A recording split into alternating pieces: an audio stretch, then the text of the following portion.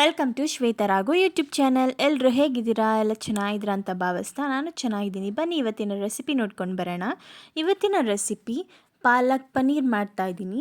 ಬನ್ನಿ ಹೇಗೆ ಮಾಡೋದು ಅಂತ ನೋಡ್ಕೊಂಡು ಬರೋಣ. ಮೊದಲಿಗೆ ನಾನು 2 ಕಟ್ ಪಾಲಕ್ ತೊಗೊಂಡಿದ್ದೀನಿ ಸೊಪ್ಪು. ಈಗ ಪನ್ನೀರ್ ತೊಗೊಂಡಿದ್ದೀನಿ. ಎಲ್ಲ ಕ್ಯೂಬ್ಸಾಗಿ ಕಟ್ ಮಾಡಿ ರೆಡಿ ಮಾಡಿ ಇಟ್ಕೊಂಡಿದ್ದೀನಿ. ಮತ್ತು ಪಾಲಕ್ಕು ಎಲ್ಲ ತೊಳ್ಕೊಂಡು ರೆಡಿ ಮಾಡಿ ಇಟ್ಕೊತಾ ಇದ್ದೀನಿ.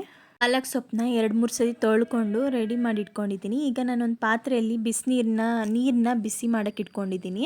ಯಾಕಂದರೆ ಪಾಲಕ್ಕೆಲ್ಲ ಕುದಿಯೋಕ್ಕೆ ಹಾಕಬೇಕಲ್ವ, ಹಾಗಾಗಿ ನೋಡಿ ಇವಾಗ ನಾನು ಪಾಲಕ್ ಸೊಪ್ಪು ಬಿಡಿಸಿಟ್ಕೊಂಡಿದ್ನಲ್ವ, ಅದನ್ನು ಇವಾಗ ನಾನು ಬಿಸಿನೀರಿಗೆ ಹಾಕೋತಾ ಇದ್ದೀನಿ.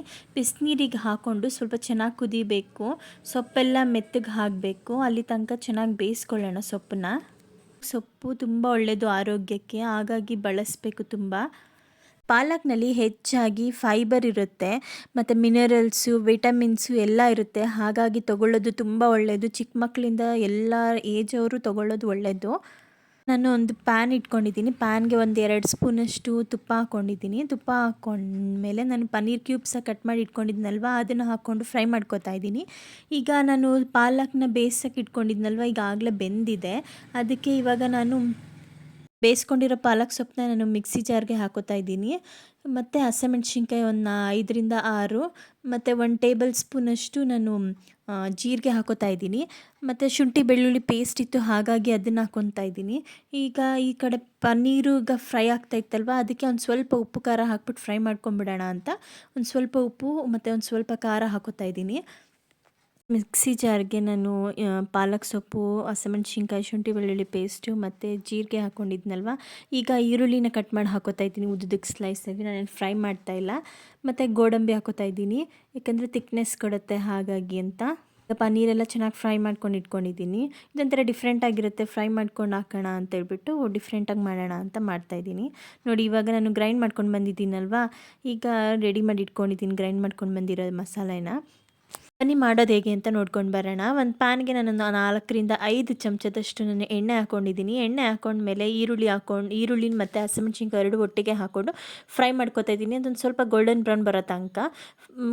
ಬ್ರೌನ್ ಬರೋ ತನಕ ಫ್ರೈ ಮಾಡ್ಕೊಂಡ್ಮೇಲೆ ನಾನೀಗ ಮಸಾಲೆ ರುಬ್ಬಿಟ್ಕೊಂಡಿದ್ವಲ್ಲ ಪಾಲಕ್ದು, ಅದನ್ನು ಹಾಕೋತಾ ಇದ್ದೀನಿ.